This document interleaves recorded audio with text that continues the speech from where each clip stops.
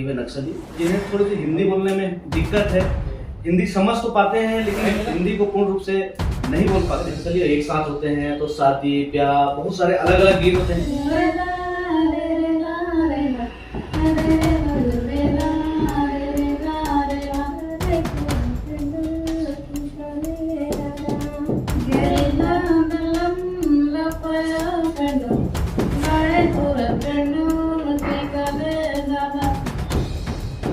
छत्तीसगढ़ के मुख्यमंत्री विष्णुदेव साय और गृह मंत्री विजय शर्मा अभी नक्सलवाद को खत्म करने के लिए लगातार अभी छत्तीसगढ़ में नई पुनर्वास नीति यहाँ पर लाई है, ताकि समर्पित नक्सली इस मुख्य धारा में आकर उन्हें बहुत सारे सुविधा दिया जा सके।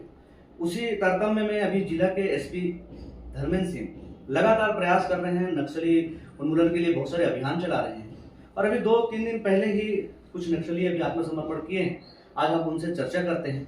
आप अभी देख रहे हैं वनांचल दर्पण, मैं महेंद्र पवार। हम जानने का प्रयास करेंगे। अभी 2 नक्सली दंपति अभी कुछ ही दिन पहले समर्पण किए हैं। हमारे कवर्धा जिले में ही बोडला क्षेत्र में सक्रिय और काफी समय रहे। कितना समय रहे, क्या क्या गतिविधि हुई, क्या क्या चीजें हुई, हम जानने का प्रयास करते हैं। आप अपना नाम बताएंगे पहले, क्या नाम लिखते हैं आप? रमेश। अच्छा, ऐसे आप प्रॉपर रहने वाले कहाँ के हैं? आपका गांव कौन सा है? कुंवरती। अच्छा, कुंवरती मतलब वही कुंवरती जहाँ से हिडमा आते हैं। हिडमा के गांव में दोनों जो दंपति हैं, नक्सल दंपति, हिडमा के गांव के। हिडमा मतलब आप समझ सकते हैं, जिसका नाम सुन के सब जान जाते हैं कि हिडमा की आप सारी गतिविधि जानते हैं कि नक्सल क्षेत्र में उनका कितना नाम है। आप कवर्धा जिले में कब आए थे? 2016 में। और 2016 से अभी तक लगातार थे या फिर चले गए थे वापस बस्तर की ओर? 2017 तक। आप नक्सली संगठन में आपका पद क्या था? पार्टी में क्या पद था आपका? Platoon deputy commander. अच्छा, डिप्टी कमांडर थे आप प्लाटून में। और आपके पत्नी हैं, वो किस पद में थे? वो तो सेक्शन डिप्टी कमांडर। अच्छा, आप नक्सली में ज्वाइन कब हुए? सबसे पहले नक्सलियों से कब मिले, किस उम्र में मिले उनसे? 2009 में मिले। उसके बाद आप 2015-16 में कवर्धा आए। तो आप जब बस्तर में थे तो उधर नक्सलियों के किसी पद में थे क्या आप? उधर से सर, उधर कमांडर, उधर भी कमांडर रहे आप। तो ऐसे कोई बड़े घटना में आप शामिल हुए थे क्या? नहीं सर, कोई बड़े घटना में शामिल नहीं हुए। और कोई मुठभेड़ में शामिल नहीं हुए आप? पुलिस के साथ मुठभेड़ वाला नहीं था? नहीं सर। आप जब कवर्धा जिला में थे तो यहाँ कोई मुठभेड़ में शामिल हुए आप? नहीं सर, 2 मुठभेड़। कवर्धा में 2 मुठभेड़ में शामिल हुए। कहाँ कहाँ हुए आप मुठभेड़ में शामिल? काटीगुट्टा। अच्छा, और मलेदवा। ये कहाँ पे पड़ता है? बोडला से? राजनांदगांव। अच्छा, राजनांदगांव में। अच्छा, उस समय पुलिस मुठभेड़ राजनांदगांव में तब शामिल थे आप। कवर्धा जिला में आने के बाद किसी मुठभेड़ में शामिल हुए क्या? नहीं सर, नहीं हुए। तो आप इस क्षेत्र को तो लगभग इस पूरा इधर राजनांदगांव से लेके कवर्धा तक के पूरे जंगल क्षेत्र को जानते हैं? नहीं सर। इधर बोडला क्षेत्र में कितना समय रहे आप? कवर्धा में, बोडला क्षेत्र में? कम से कम 1 साल रहे। तो मैं ये जानने का प्रयास कर रहा हूँ कि अभी आप मुख्य धारा की ओर आए हैं, कवर्धा में आप समर्पित हुए हैं। ऐसा उस गांव में कितने लोग होंगे? हिडमा गांव से आप, उस गांव से कितने लोग नक्सलियों के साथ शामिल हुए होंगे? अभी तक ज्यादा नहीं सर, 3-4 लोग हैं, बाकी लोग पूरा घर में चले गए। अच्छा, आप कभी हिडमा से मिले क्या? नहीं सर, कभी नहीं मिले। आप जब नक्सलियों के साथ शामिल हुए तो आपकी उम्र क्या रही?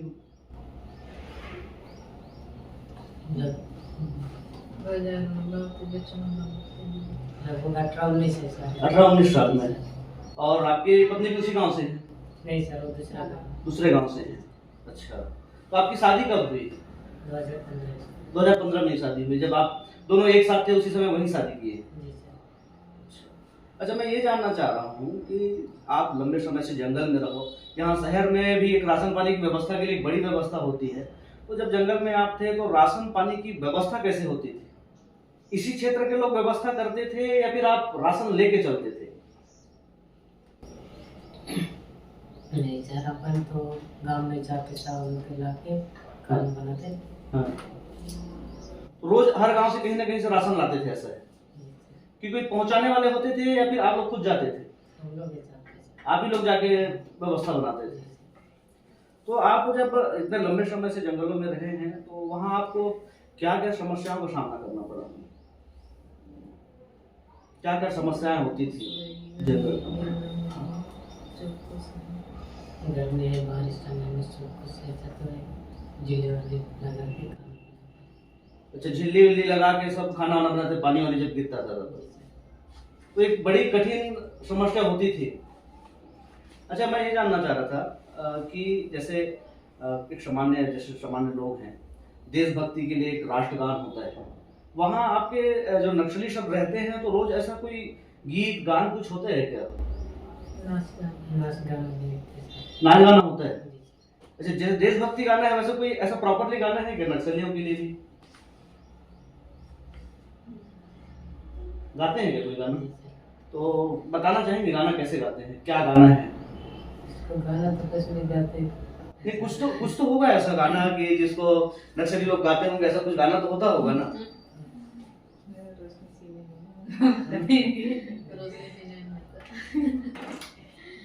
आपको आता होगा ना, बताइए ना पूरा, बताइए कैसे क्या गाते थे?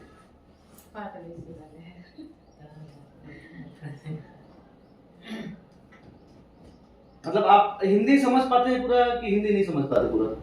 समझ में आता है लेकिन थोड़े जवाब। अच्छा, बोलने में दिक्कत है लेकिन हिंदी समझ पाते। अच्छा, आप कौन सा हथियार चलाया? आप नक्सली में रहे तो कौन सा हथियार चलाया?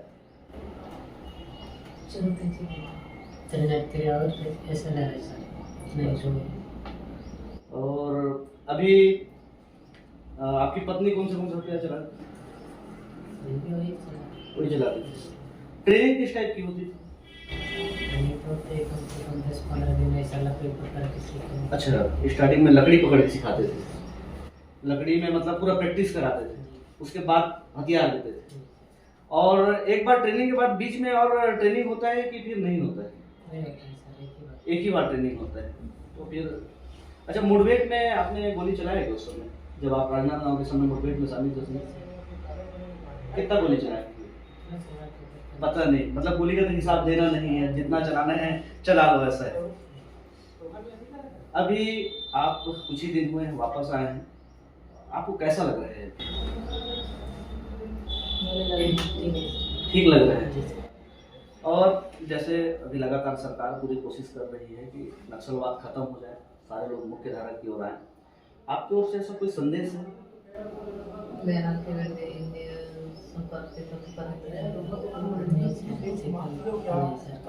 नहीं, आपके हिसाब से सबको नक्सल को छोड़ के मुख्य धारा से जुड़ना चाहिए।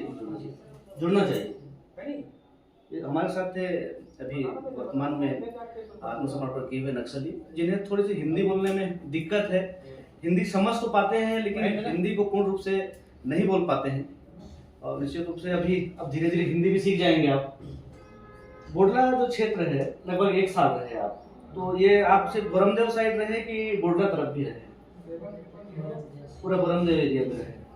इधर का जंगल कैसा है? बस्तर क्या है? बस्तर को मान के चलो, बस्तर का पूरा जंगल तो देखे हो आप, तो यहाँ का जंगल कैसा है नक्सलियों के लिए?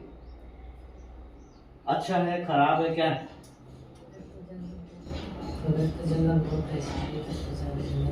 अच्छा, उधर ज्यादा है, इधर जंगल कम, बस्तर की अपेक्षा यहाँ कम जंगल। ये थे हमारे साथ अभी संबंधित नक्सली जो भी मुख्य धारा में आए हैं। कहीं ना कहीं सरकार लगातार नई पुनर्वास नीति लाई है ताकि सब मुख्य धारा से जुड़े उनके लिए अलग अलग प्रकार से सुविधाएं उपलब्ध हो, और सब मुख्य धारा से जुड़े। सरकार कहीं ना कहीं 2026 को ऐसा टारगेट कर रही है कि 26 के आते आते पूर्ण रूप से छत्तीसगढ़ भारत नक्सली मुक्त हो। देखना है आगे इस नीति पर कितना काम होता। बचपन का बाप का बात नहीं